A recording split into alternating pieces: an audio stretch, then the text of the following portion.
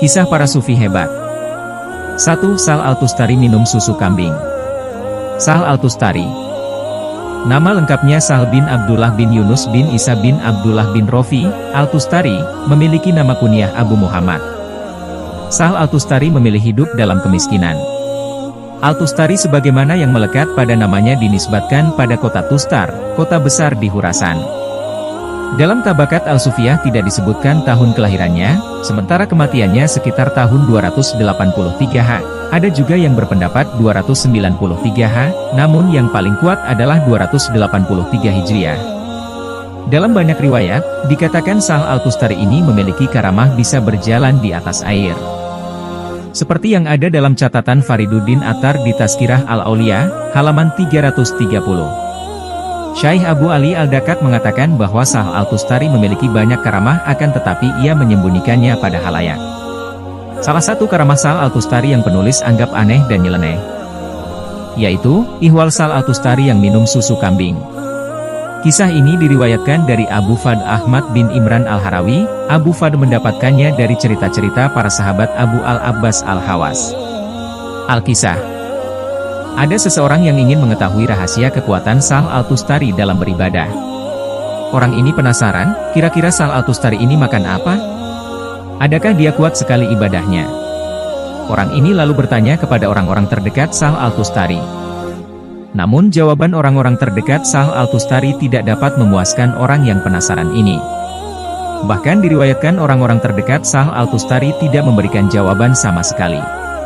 Dihinggapi rasa penasaran serta nekat. Akhirnya orang tadi memutuskan untuk menemui Sahl Al-Tustari saat malam hari. Berangkatlah orang tadi ke masjid tempat Sahl Al-Tustari. Dia melihat Sahl Al-Tustari sedang berdiri melaksanakan salat. Orang penasaran tadi menunggu Sahl Al-Tustari hingga selesai salat. Namun Sahl Al-Tustari tak kunjung rukuk dan menyelesaikan salatnya, sehingga orang penasaran tadi menunggu begitu lama. Sambil mengendap-endap dan menunggu, orang penasaran itu lalu dikagetkan dengan adanya seekor kambing yang memasuki pintu masjid. Dalam amatan orang tadi, ketika Sahl Al-Tustari mendengar kambing itu menabrak pintu masjid, Sahl Al-Tustari lantas buru-buru rukuk lalu sujud hingga menyelesaikan syalatnya. Sahl Al-Tustari lantas membuka pintu masjid, kemudian kambing itu bergerak menghampiri Sahl Al-Tustari. Sahl Al-Tustari lalu mengusap-usap kelenjar susu dari kambing itu. Ia lantas mengambil mangkuk, dan kemudian memerah kelenjar susu dari kambing itu. Selepas memerah susu kambing, Sahl Al-Tustari lantas meminum hasil perahannya itu dan lalu berbicara kepada kambing itu dengan bahasa Persia. Tak lama kemudian kambing itu pergi dan Sahl Al-Tustari kembali ke tempat ia salatnya. Orang penasaran tadi dibuat tercengang dengan apa yang ia saksikan. Diriwayatkan dari Abu Al-Hasan bin Salam, bahwa Sahl Al-Tustari senantiasa menyendiri di masjid untuk melaksanakan salat malam. Sahl Al-Tustari bermunajat kepada Tuhan hingga waktu subuh menjelang. Berikut salah satu kata-kata yang pernah Sahl Al-Tustari katakan. Tinggalkanlah perencanaan dan ikhtiar usaha, karena keduanya akan mengeruhkan sendi kehidupan manusia. Takdir dan ikhtiar di sini dimaksudkan untuk sesuatu yang kurang perlu atau tidak penting-penting amat. Lebih jelasnya Ibnu Athailah juga pernah berkata, buatlah dirimu santai dan istirahat, tak dirisaukan oleh urusan tadbir, bekerja, berusaha, urusan dunia.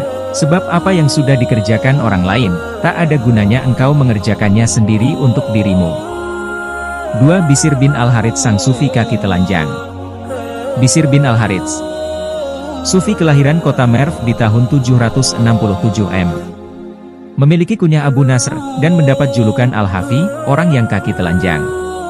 Mulanya sufi ini hidup dalam gemerlapan duniawi, namun kemudian ia meninggalkan kehidupan semacam itu dan memilih kehidupan sufi. Sebuah kisah dalam Hilyatul Aulia, yang diriwayatkan Abu Bakar bin Malik kepada Abdullah bin Ahmad bin Hanbal, mengatakan bahwa Bishr bin Al-Harits pernah berkata, apabila engkau merasa gundah karena melonjaknya harga, maka ingatlah kematian.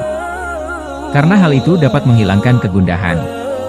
Diceritakan juga, bahwa Bishr bin Al-Harits hidup sebagai pengemis yang terlunta-lunta, sering kelaparan, dan tentunya dengan kakinya yang selalu telanjang tanpa alas. Ihwal julukannya, Al-Hafi. Ada kisah yang begitu menyentuh hati dan patut untuk kita renungkan. Kisah ini terjadi manakala ia hidup dalam gemerlap duniawi, dan sering mabuk-mabukan. Begini ceritanya. Diriwayatkan dari Abdullah bin Muhammad bin Ja'far dari Muhammad bin Daud al-Dinawari. Suatu hari dalam sebuah perjalanan, tiba-tiba Bishr bin Al-Harits menemukan secarik kertas yang bertuliskan, Bismillahirrahmanirrahim, dengan nama Allah yang Maha Pengasih lagi Maha Penyayang. Bishr lalu membeli minyak mawar untuk memercikkan kertas tersebut serta menyimpannya dengan hati-hati di rumahnya. Malam harinya di suatu tempat yang lain, seorang hamba Allah bermimpi. Dalam mimpinya itu si hamba diperintah Allah untuk mengatakan kepada Bishr, "Engkau telah mengharumkan namaku, maka aku pun telah mengharumkan dirimu. Engkau telah memuliakan namaku, maka aku pun telah memuliakan dirimu. Engkau telah mensucikan namaku, maka aku pun telah mensucikan dirimu. Demi kebesaranku, niscaya kuharumkan namamu, baik di dunia maupun di akhirat nanti." Hamba Allah yang bermimpi itu lantas terbangun dan tertegun, tentu ia sangat kenal dengan Bishr, seorang pemuda yang dikenal berandal dan gemar foya-foya itu. Lalu hamba Allah itu berpikir mungkin ia telah bermimpi salah. Oleh karenanya, ia pun segera berwudu, lalu salat kemudian tidur kembali. Namun tetap saja ia bermimpi yang sama. Ia lantas mengulangi perbuatan itu untuk ketiga kalinya, ternyata tetap mengalami mimpi yang sama.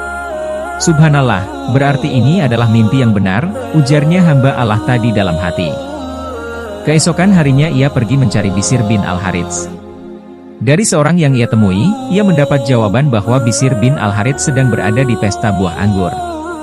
Maka pergilah ia ke rumah orang yang sedang berpesta itu. Sesampainya di sana, ia bertanya, apakah Bishr bin Al-Harits berada di tempat ini? Maka si tuan rumah menjawab, ada, tetapi ia dalam keadaan mabuk dan lemah tak berdaya. Maka hamba Allah tersebut berkata, katakanlah kepada Bishr bin Al-Harits bahwa ada pesan yang hendak ku sampaikan kepadanya. Ujarnya kepada si tuan rumah. Lalu ia beranjak menemui Bishr bin Al-Harits. Dan Bishr bin Al-Harits pun menemui si hamba Allah tadi. Pesan dari siapa? Tanya Bishr bin Al-Harits. Dari Allah, jawab hamba Allah tersebut. Si hamba Allah tadi lantas menceritakan mimpinya semalam. Dan Bishr bin Al-Harits menyimaknya dengan seksama.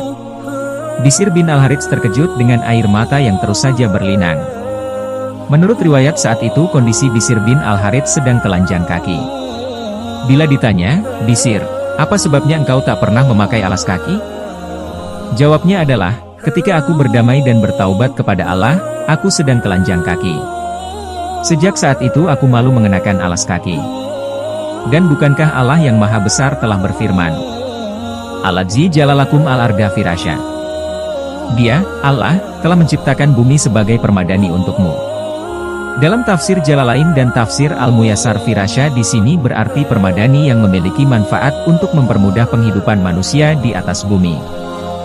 Dan bukankah tidak pantas apabila berjalan memakai alas kaki di atas permadani raja, ujar Bishr bin Al-Harits. Inilah sebabnya mengapa ia mendapat julukan Al-Hafi, orang yang telanjang kaki, di belakang namanya. 3. Hamdun bin Ahmad yang selalu menghindari pujian orang. Hamdun bin Ahmad, seorang sufi pendiri tarekat Malamatiyah, dari dialah tarekat ini berkembang. Memiliki kunyah Abu Saleh Al-Kasyar Al-Naisaburi. Hamdun bin Ahmad wafat di tahun 271 Hijriah di Naisabur, dan dimakamkan di pemakaman Al-Hairah. Di mana kita ketahui bahwa tarekat Malamatiyah ini memiliki prinsip menghindari sanjungan dan mencari celaan untuk kesejahteraan rohaninya, karena mereka sadar dan jera bahwa pujian dari manusia akan menjadikan jiwanya terbelenggu oleh rasa kebanggaan. Ada sebuah kisah bahwa ketika Syekh Hamdun bin Ahmad memasuki kota Rai dalam perjalanannya dari Hijaz, masyarakat kota itu berbondong-bondong menemuinya untuk menunjukkan rasa hormat kepadanya. Namun masyarakat kota Rai mengurungkan niatnya untuk menunjukkan rasa hormat kepada Syekh Hamdun bin Ahmad. Sebabnya urungnya penghormatan itu lantaran ketika Syekh Hamdun bin Ahmad sampai di pasar. Dengan sengaja beliau mengeluarkan sepotong roti dari lengan bajunya dan mulai memakannya. Orang-orang yang tadi ingin menyanjungnya menjadi pergi dan mencelanya, karena pada saat itu bulan Ramadan. Syekh Hamdun bin Ahmad berkata kepada salah seorang muridnya, engkau mengerti. Begitu aku laksanakan satu hukum, mereka semua menolakku, karena menjadi tidak wajib hukumnya berpuasa bagi orang yang safar atau sakit. Berikut pepatah atau adagium yang lahir dari Syekh Hamdun bin Ahmad. Barang siapa mengira dirinya lebih baik dari Fir'aun, Maka saat itulah ia sungguh-sungguh menampakkan kesombongannya. Makhluk yang berharap pertolongan kepada makhluk, tak ubahnya tawanan yang berharap pertolongan kepada sesama tawanan. Artinya sia-sia saja.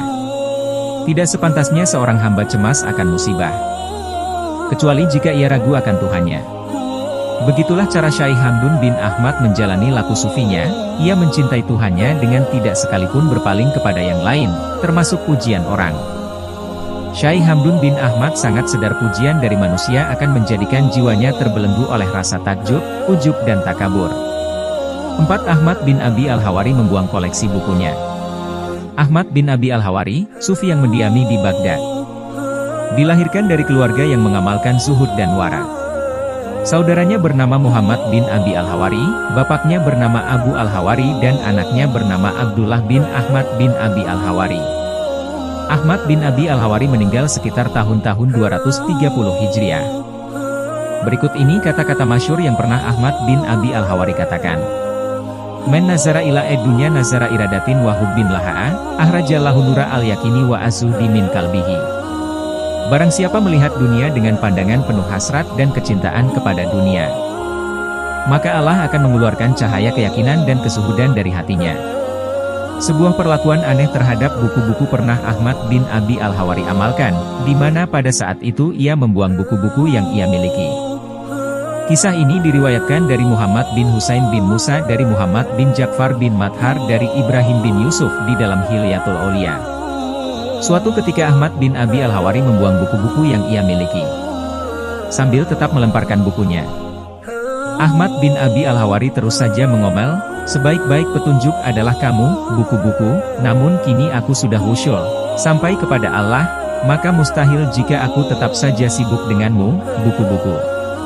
Pada riwayat yang lain, Ahmad bin Abi Al-Hawari tidak lagi sekedar membuang bukunya, melainkan menenggelamkan koleksi bukunya dan beberapa catatan yang ia miliki ke laut. Dikisahkan bahwa Ahmad bin Abi Al-Hawari telah menuntut ilmu serta menempuh perjalanan sebagai salik, laku disiplin kerohanian, selama 30 tahun. Ketika Ahmad bin Abi Al-Hawari sudah sampai pada tujuannya, dia lalu membawa buku-bukunya ke laut, dan lantas menenggelamkannya. Sambil terus menenggelamkan bukunya, Ahmad bin Abi Al-Hawari berkata, "Wahai ilmu, aku melakukan ini kepadamu bukan karena aku menghinamu dan meremehkan hakmu, akan tetapi, dulu aku menuntutmu agar aku memperoleh petunjuk menuju Tuhanku. Lalu ketika aku sudah memperoleh petunjuk melaluimu menuju usul pada Tuhanku, maka aku sudah tidak membutuhkanmu lagi." 5. Samnun bin Hasan yang selalu minta diuji. Samnun bin Hasan, sufi kelahiran Basrah, Irak. Ia menjadi sufi Sunni yang tenar pada abad ketiga Hijriah, hidup sezaman dengan Syekh Junaid al-Baghdadi, bahkan dalam Tabakat al-Sufiyah disebutkan bahwa Samnun dan Syekh Junaid wafat pada tahun yang sama, namun lebih dulu Syekh Junaid, tepatnya di tahun 298 Hijriah. Namun dalam Hilyatul Aulia, diriwayatkan Samnunlah yang meninggal lebih dulu. Penulis tidak akan memperpanjang ihwal perbedaan ini. Al-Muhib, pecinta, merupakan sematan gelar yang lekat pada Samnun bin Hasan. Ini dikarenakan ia kerap kali mendendangkan syair cinta kepada Tuhan. Gelar yang lain adalah Al-Kazzab, pendusta. Ini lantaran Samnun bin Hasan menyembunyikan atau merahasiakan penderitaan yang ia alami, yaitu kencingnya susah. Diriwayatkan Samnun bin Hasan pernah diuji Allah dengan penyakit susah kencing. Namun Samnun bin Hasan menyembunyikannya pada halayak. Ujian sulit kencing bermula ketika Samnun bin Hasan mendendangkan syair. Dalam diriku ini tak ada lagi tempat selain Engkau, Allah, maka ujilah aku dengan apapun yang Engkau kehendaki. Selepas Samnun mendendangkan syair itu, lantas Samnun mengalami kesulitan saat kencing. Dalam Hilyatul Aulia, diriwayatkan Samnun tidak boleh kencing selama 14 hari. Betapa tersiksanya akan ujian penyakit itu, sampai-sampai Samnun berguling-guling di atas pasir layaknya ular. Pada syair yang lain, Samnun kerap kali menggambarkan keridaannya atas segala ujian yang kerap menimpanya. Aku rida dengan lamanya halang rintang ujian MU terhadapku, sebab itu semuanya berjalan atas kehendak MU. Ujilah kesabaranku dengan ketidakberuntungan. Biarkan aku bergantung pada setiap harapan MU. Begitulah cara Samnun menjalani kehidupan sufinya. Ia senantiasa meminta diuji agar senantiasa berharap dan bergantung pada kekasihnya, Allah.